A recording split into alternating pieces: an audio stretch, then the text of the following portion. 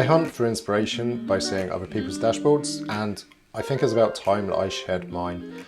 I'm not going to go into implementation details in this video, but I hope to give you a few ideas for your own smart home dashboard. I've got dashboards set up in two key locations. One is in the hallway and one is on my desk. Both are on Philly kiosk, which allows person detection to turn the screen on when someone's in front of them.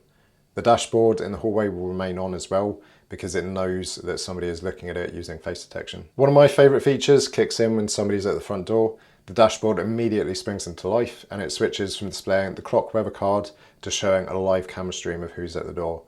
This happens on both dashboards, so whether I'm near the hallway or whether I'm working at my desk, I can see who's there without having to do anything.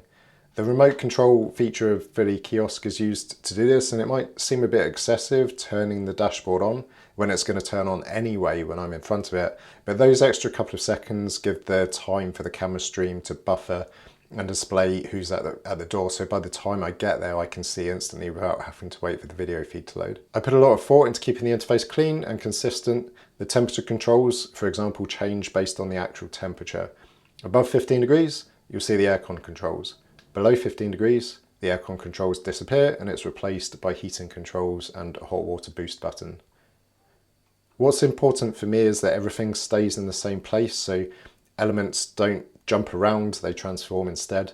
So the clock weather card and the camera stream occupy the exact same amount of space, and the aircon and heating controls also occupy the exact same amount of space. The dashboard features a few useful timers that we use daily. There's a kids TV timer, boost hot water timer, and even a potty timer for the little one. I could hide these with conditional cards when they're not in use, but I actually really like the look of these cards. I think they look pretty neat, and it also helps keep the dashboard layout quite stable by displaying them all the time. The kids feature's particularly handy. When I tap the kids button, I get an option for different shows. I select one, the automation kicks in, and it gives them exactly an hour of TV time. When the time's almost up, the lights behind the TV turn red, and the Google Home gives a 30-second warning before the TV turns off.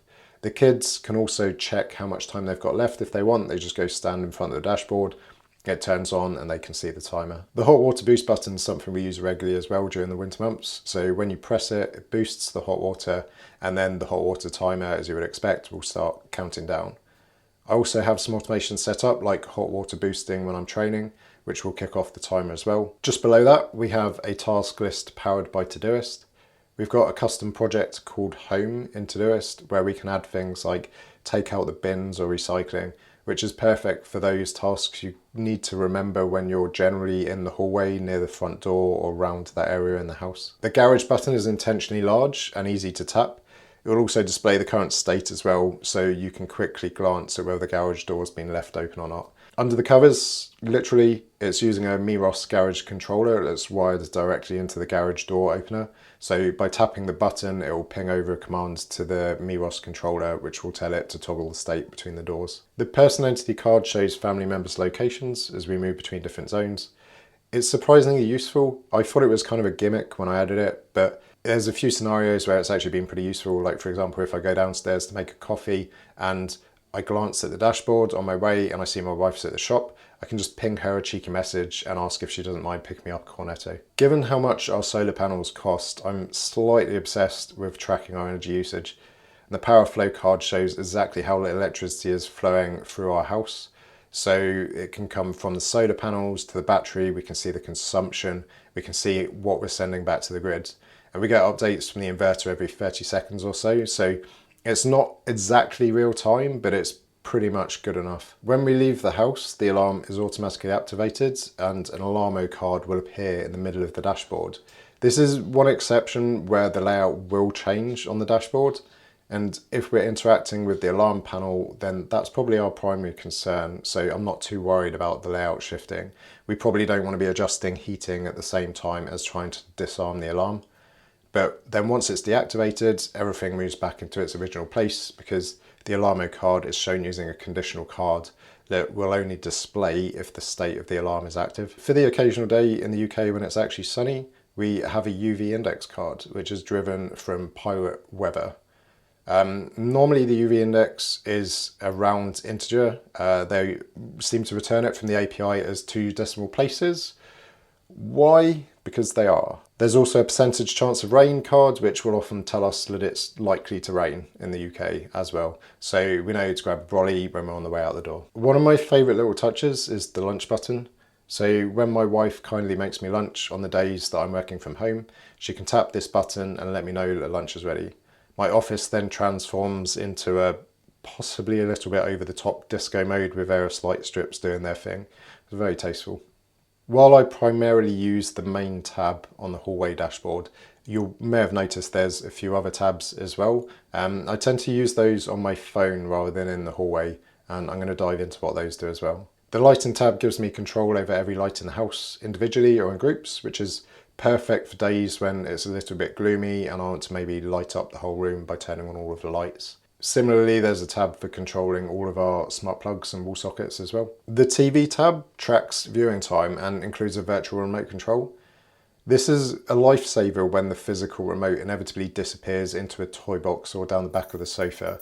And despite having a home, our controller seems to go missing all the time. And rather than turning the house upside down looking for it, we can just use this as a temporary solution. The temperature tab displays readings from every room in the house using gauge cards. I've customize the threshold for each room because what's comfortable for us might be too cold for our bearded dragon's vivarium, for example.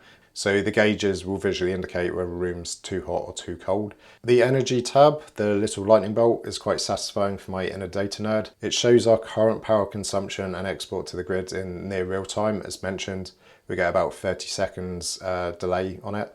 The difference here and the power cards is that I can tap through for a history of it as well. There's also a 2-hour consumption history that is pretty good for identifying any unexpected energy spikes. If I notice there's been a spike in energy, I can think back about half an hour, what was I doing and what might have caused this spike, and I can start to drill into diagnostics a bit there. I particularly love the free energy graph that combines solar generation and battery use. This shows how much we're saving day to day and it's quite satisfying to look at. The weekly power graph breaks this down even further and there's detailed readings from our inverter if we want to get into the nitty-gritty details easily. The cost tab, marked with a pound symbol, shows our gas and electricity costs month by month, highlighting the difference between summer and winter bills. It also serves as quite a nice baseline so we can potentially see how energy tariffs have changed over time as well. The same data is available in a few different time spans, so we've got a 6-month breakdown and also a weekly breakdown as well. The humidity tab pulls data from our temperature sensors in key rooms. There's nothing particularly fancy here. The Akaroff and Sonoff sensors that we use both have temperature and relative humidity sensors on them. I have a bunch of automations that will control humidity, but I like to keep an eye on them as well from time to time and easily get access to history stats for that room. Finally, the plant tab shows visually how our house plants are doing. I've set up Bluetooth sensors that sit in the plant pots and they connect directly to Home Assistant and then ping us alerts when the plants need watering. It's especially useful for tracking metrics like daily lighting to go across the seasons and things like that. And if I know that I need to water a plant, I can go and look at the soil conductivity and say, hey, do I need to feed this plant as well? And there you have it, a fairly comprehensive tour of my home dashboard setup.